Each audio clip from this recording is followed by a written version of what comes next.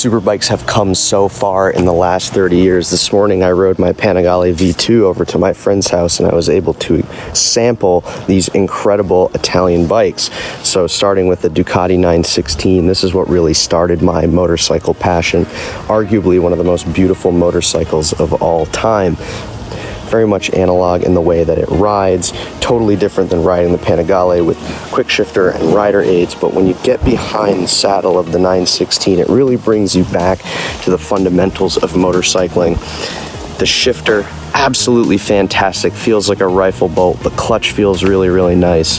Plenty of power, 114 horsepower from the 90-degree L-twin. Very, very enjoyable to ride. Looks and sounds fantastic. Now when we come over to the 999R, so this was homologated for World Superbike. The refinement from the 916 to the 999 is incredible. The brakes, the suspension, ergonomics. Look at how thin this seat is. It honestly feels like you're riding a 250. It was so fun to go from this to that. Now I know that the styling of the 999 was a little bit controversial. People didn't think it was as beautiful as the 916, but still very beautiful in its own way. Now getting behind the saddle of the Bimota DB7, if you didn't know, Bimota, Italian motorcycle company, they would take engines from Yamaha, Suzuki, in this case Ducati, DB standing for Ducati Bimota 7, the 7th iteration of a Ducati Bimota that they built. Utilizes the engine from the 1098. Now this has 160 horsepower, absolute rocket to ride.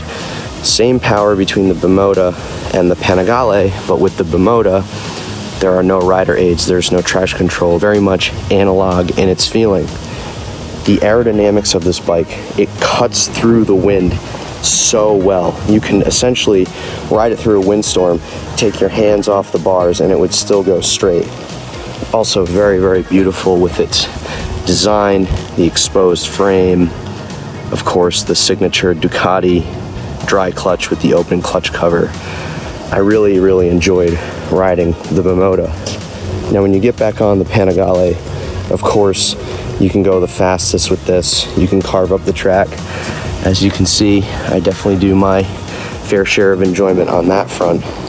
But cool to kind of go through 30 years of Italian motorcycle history today and really see how far they've come.